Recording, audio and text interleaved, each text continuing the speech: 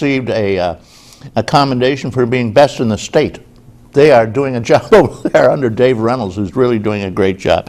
However, one of the reasons that we would like to keep the county home is because it has 80% Medicare or Medicaid patients. Now, most of them, only the state allotted certain number for Medicaid in every every health care center, but they have very few, and you can't get in. But in the county home, you can get in under Medicaid, meaning if you don't have any money. And up here in Chautauqua County, we're very poor on a whole compared to the state, and we depend on this. So they used to raise their own potatoes there, as a matter of fact, and vegetables. It used to be the county farm, they called it, and then they made it into a county home there. Well, we'll talk to Jay about that. I'm sure he has something to say. In the meantime,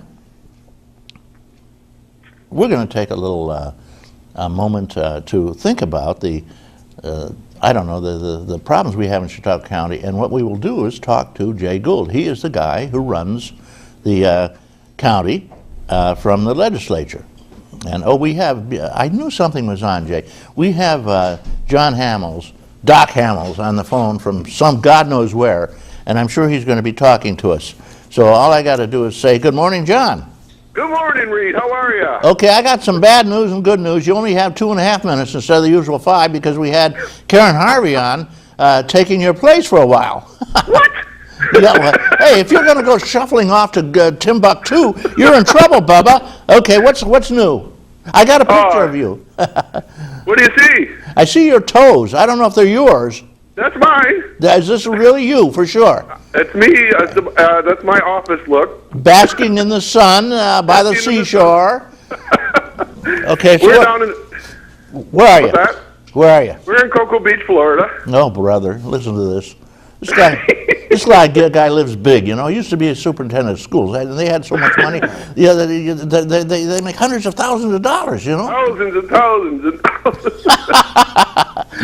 Well, anyways, we've had a wonderful trip so far. We started out in North Carolina to visit my son Scott. Yeah. And I'll tell you, Reed, if you get a chance in Fayetteville, there's a special museum called the Special Forces Museum.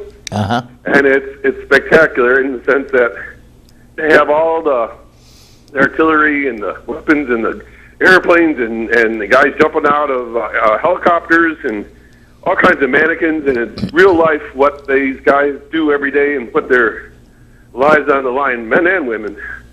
Well, we got a lot of them. Yeah. And then we worked our way down the coast, and we've been doing some flea markets in Daytona. And the other night, I know you're going to cut me off here. No, you still have 20 seconds. 20 seconds. I did something on my own particular personal bucket list. With 7:30, I think it was, whatever night it was, Tuesday night, Wednesday night. Go outside in the middle of the night. It's all dark, and all of a sudden you see this big flash, and a Delta IV rocket was taking off at Cape Kennedy. No kidding. And that was really exciting to see a rocket take off. I've never seen one before right here down at the Cape, and that was really cool. Well, I think I've seen them taking off when I'm on sailing on Norwegian. Right. It goes by once in a rare while. You time it right. Well, okay. How's the weather up there? Don't even ask. Okay. Actually, it's pretty cold, but we haven't had that much snow. We've had maybe I don't know, about down Westfield area and along the lake front. We're talking about maybe 4 or 5 inches, but up in the hills a little more. You know how it is. Right. Oh, the weather's been very pleasant here, and I'll leave it at that. I can see that. Well, thanks a lot. When are you coming home? I don't know.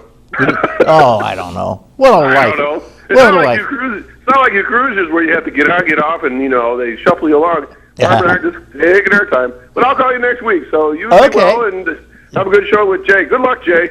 Okay, thanks a lot. Thank you. All right. John Hamels, Doc Hamels, calling in from the sunny south. This is lying on the beach, basking in the sun. We got with us JayGould, and you're not used to the program, so you figure you'd never get on, probably.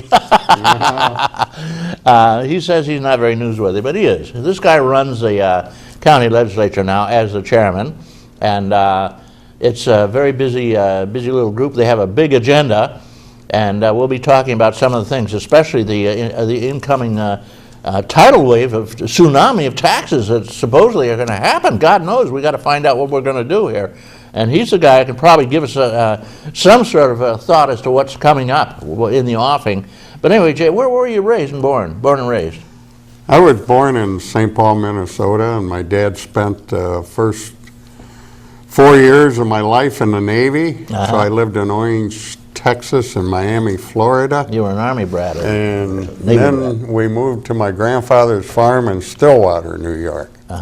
And I lived there for the next 22, 23 years. So I was about 26. Then I moved to Bustye, and I now, in 70, I bought a farm in Harmony, and I've lived on that farm since 70. Beautiful area. My family's from Harmony in Panama.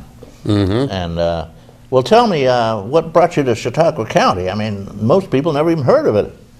Well, I was just happened to be in the car with my parents when we came here. I was only 4 years old. I didn't have much to say about it. I do remember one thing. We were going down the Faulkner-Stillwater Road, and the snow was blowing up over the hood. And my father, who was born and raised in Minnesota, said, "Boy, it was cold in Minnesota, but I sure don't remember snow like this." I can remember snow coming from Westfield over to Mayville up to the telephone wires. They have to plow it, and it gets higher and higher, so then they have a gadget that shaves it off and blows it up over the top. It's like driving around in tunnels. Fortunately, due to global warming, we haven't had that kind of snow for a while. No. Whatever it is, it causes it or uncauses it. So now here you are in Chautauqua County. How long have you lived here?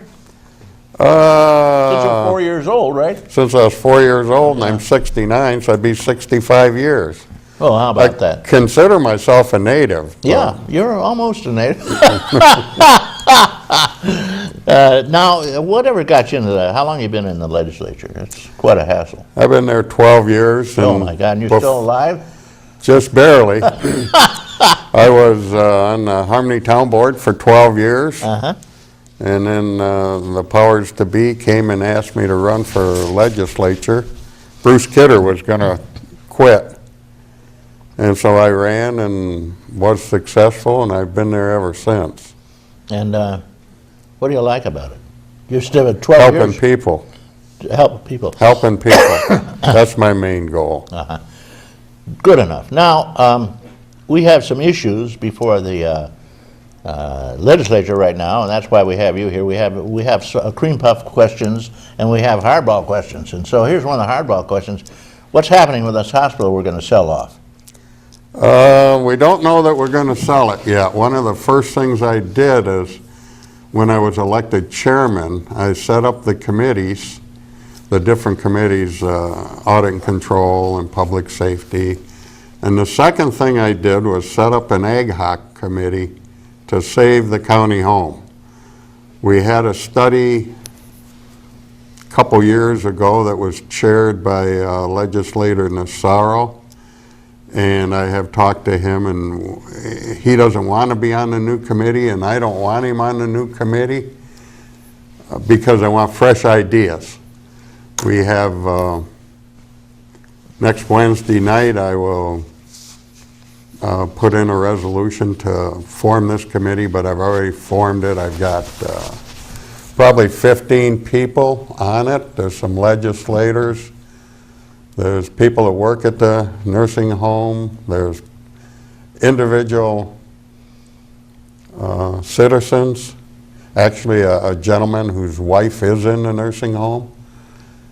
And the list kind of goes on.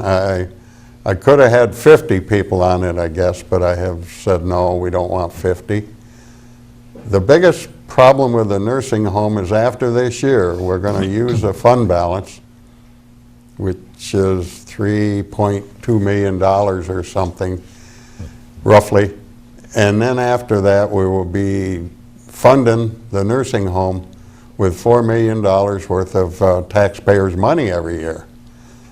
$4 million accounts to roughly 45 cents or something per thousand on your tax bill. So it can be a significant amount if your house is worth $100,000 or $200,000. Lots of luck in Chautauqua County, I might add. Yes. I just bought one for 25 for my son. Good. And mine's appraised at 30. Yeah. All right, now, so at this point, there's no real news on it. We're just, you're There's no real news, but I've charged this ad hoc committee to come back in 2 months. We're not going to drag this stuff on forever. We're going to try to find some answers. There's one legislator on there that they've had the same problem in other states. Of course, they're not dealing with New York State rules like we are. which are horrendous. And they're up your you-know-what. Yeah. I mean, the rules and regulations in New York State are just outrageous. Yes. Well, they're not geared for Western New York. That's the No, they're problem. not. They're geared for downstate. Sure, down in the welfare sections and the rich sections of White Plains, you know what I mean? Yes. And they just don't understand there's a big farmland up here, which incidentally disappeared under our Congress because it was suddenly linked in with Buffalo, New York. We're part of the Buffalo district now. Can you believe that? 2 million people there? Some of them think Chautauqua County is Ohio. Well, since there's Chautauquas all over the country, I can see how they could get confused. Everybody's imitating our Chautauqua, which is a God blessing. It was a wonderful institution, and that lake, which brings in thousands and tens of thousands of wonderful people every year to Absolutely. our county. Well, Jay, Maybe the next time I'm on, I'll have more answers about the nursing home. well, we'll have to check you out. We are working on it. One of the problems is the Medicaid. The state reimbursement for Medicaid now is going downhill instead of going uphill. That's what the main thing that's causing the deficit.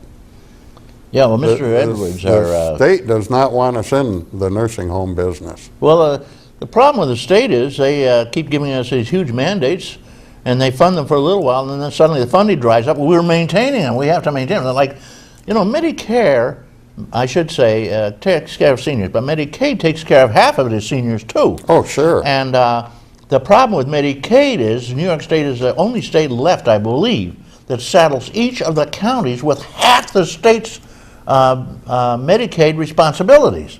The Fed takes half, the state takes half. Well, the state in their wisdom said, well, let's just take a quarter and we'll pass the other quarter, which is half of our amount, onto the little poor counties like Chautauqua County, which has more seniors, has more impoverished people, unemployed people and everything than most counties in the world, and highest taxes, I might add, again, already.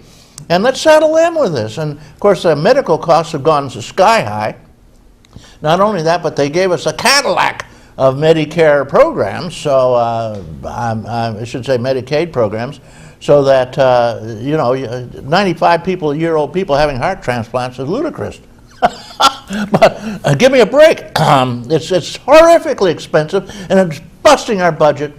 Fortunately, there's a 2% cap on that, and the county can't raise taxes, the legislature's over 2%, unless they decide to.